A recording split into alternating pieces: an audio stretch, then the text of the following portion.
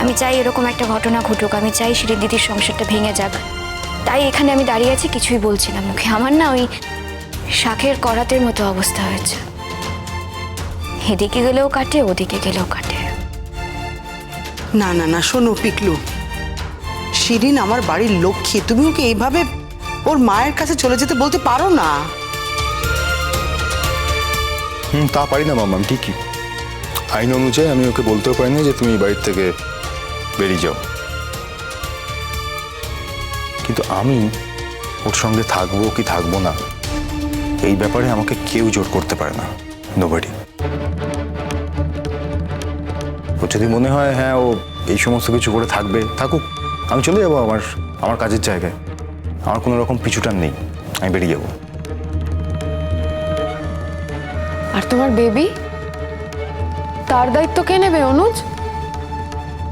বাড়িতে এতগুলো লোক রয়েছে, দায়িত্ব নেবে সবাই। কনসিভ যখন করেছো দায়িত্ব তো নিতেই হবে, কিন্তু সে তো এখন তোমার শরীরের ভেতরে। আমার তো কিছু এখন বাইরে থেকে করার নেই। বাইরে থেকে যা করার বাড়িতে এতগুলো লোক রয়েছে তারা করবে। আর তাছাড়া তোমার বাবা মা তো রয়েছেই, কাছেই থাকে, তারা করবে। তার মানে তোমার কোনো দায়িত্ব নেই? দেখুন, দায়িত্ব পালন করব না সেরকম কোনো কথা কিন্তু আমি এখনো বলিনি। ফাইন্যান্সিয়াল কোনো ক্রাইসিস তোমার হবে না। তোমার টাকা কে চায় অনুজ? তোমার কি মনে হয় টাকার জন্য আমি তোমার সঙ্গে থাকতে চাই? না না, টাকার কথা উঠছে কি করে এখন? তোমার কি মনে হয় ওর বাবার টাকার অভাব? ওর বাবা ওকে দেখে রাখতে পারবে না? খামোখা চিৎকার করছেন আপনি। আমি সেই কথা বলিনি। আমি বলছি আমার যেটা করণীয় আমার পার্ট থেকে সেটা আমি করব, বুঝতে পারলেন? আচ্ছা, টাকাটাই কি সব থেকে বড় দায়িত্ব? হ্যাঁ, অদ্ভুত কথা বলছো তো তুমি। দেখুন, টাকা ছাড়া এই মুহূর্তে আর কিছু করার মতো কোনো জায়গা কিন্তু আমার দিক থেকে নেই।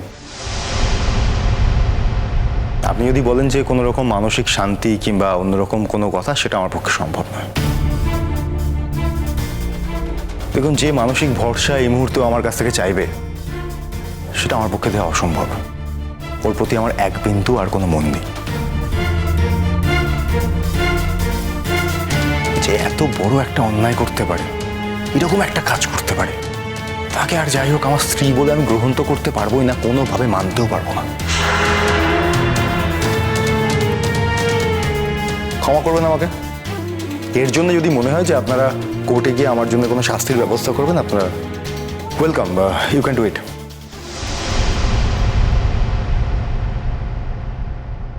অনেক সহ্য করেছে ছেলেটা, অনেক সহ্য করে তবেই আজকে রুখে দাঁড়িয়েছে। তিলে তিলে ওকে কোণঠাসা করা হয়েছে, ওকে কোণঠাসা করতে করতে ওকে একদম দেওয়ালের সঙ্গে দাঁড় করিয়ে দেওয়া হয়েছে। একের পর এক অমানবিক কথা বলেছে, অমানবিক কাজকর্ম করেছে, আমরা কেউ কিচ্ছু বলতে পারিনি। তার কারণ বাড়ির কিছু কিছু লোক আমাদেরকে বাধা দিয়েছে।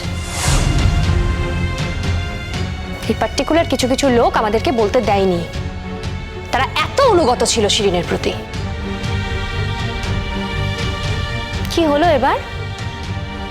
কি হলো বেচকা, বলো?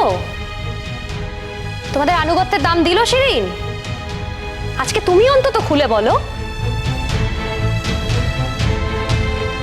যে গুড্ডির প্রতি শিরিন অন্যায় করেছে।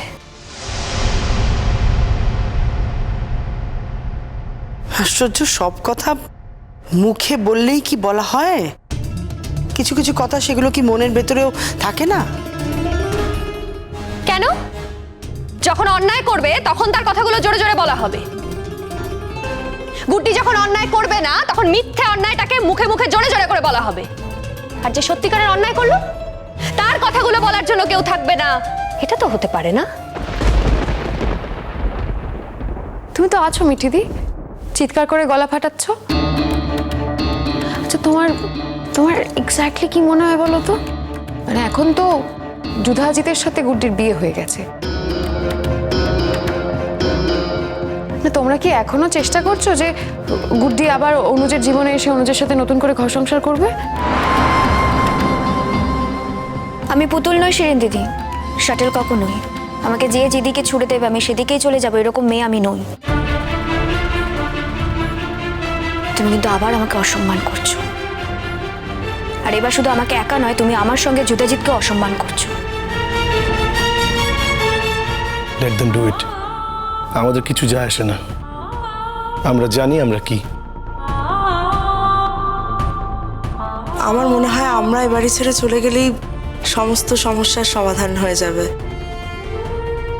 শিরিন, দেখো যা হয়েছে হয়েছে, তুমি বরং কটা দিন গিয়ে বাপের বাড়িতে থেকে এসো। তুমি কদিন পিকলুর থেকে দূরে থাকলে পিকলুর মনটা ঠিক বদলে যাবে। তোমাকে তখন ঠিক ওখান থেকে গিয়ে নিয়ে আসবে। আর এখন উল্টোপাল্টা কিছু ভেবো না। দেখো কদিন পরেই তোমাদের দুজনের সন্তানই পৃথিবীতে আসছে। পিকলু মুখে যাই বলুক, তোমাকে ছেড়ে এই অবস্থায় ও থাকতে পারবে না। আমাদের চিন্তা একটু ভুল হয়ে গেছে আপনার, তাই আপনি ব্যাপারটা এখনো বুঝে উঠতে পারেননি। ও খুব ভালো করে জানে শিরিনের কথা বলছি, খুব ভালো করে জানে, সেই জন্য ইনসিকিউর হয়ে গেছে।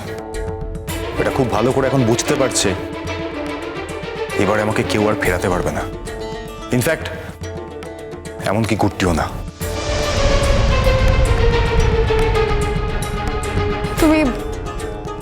তুমি এমন কি বললে কেন অনুজ?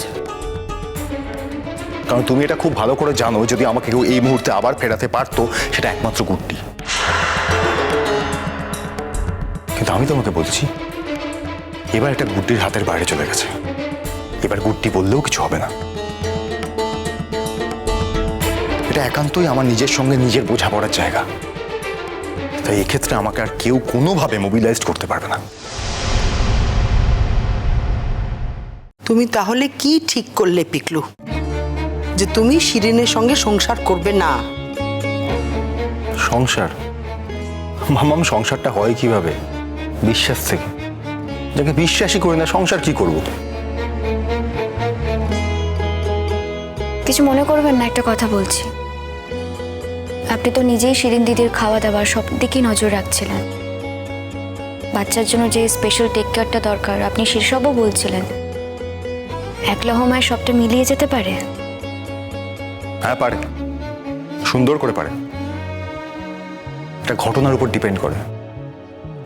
ঘটেছে তো আমার সঙ্গে, আপনি এত গায়ে নিচ্ছেন কেন? তোমার সঙ্গে ঘটেছে বলেই তো গায়ে নিচ্ছে, অন্য কারোর সঙ্গে ঘটলে তো এরকম গায়ে নিত না। এরা তোমার কাছে দয়া চাইছে গুড্ডি, অথচ এনাদের ভাষা দেখো, ভঙ্গিমা দেখো, এখনো তোমাকে অ্যাকিউজ করছেন, এখনো তোমাকে অ্যাটাক করছেন। গুড্ডি, তুমি প্লিজ এর মধ্যে থেকো না। আমি তো তোমাকে কোনো ব্যাপারে জোর করি না, শুধু একটাই রিকোয়েস্ট আমার, তুমি এই বিষয়টা থেকে বেরিয়ে এসো। আমি সব কিছুর বাইরেই ছিলাম, এখনো বাইরেই আছি সব কিছু। বরং আমাকে নানা সময় নানাভাবে জোর করে এই সব কিছুর ভেতরে ঢোকানো হয়েছে। আমি সব কিছুর ভেতরে নেই যুদাজিৎ। একটা মেয়ের সংসার এভাবে ধ্বংস হয়ে যাচ্ছে, আর পরোক্ষভাবে হলেও কারণটা আমি।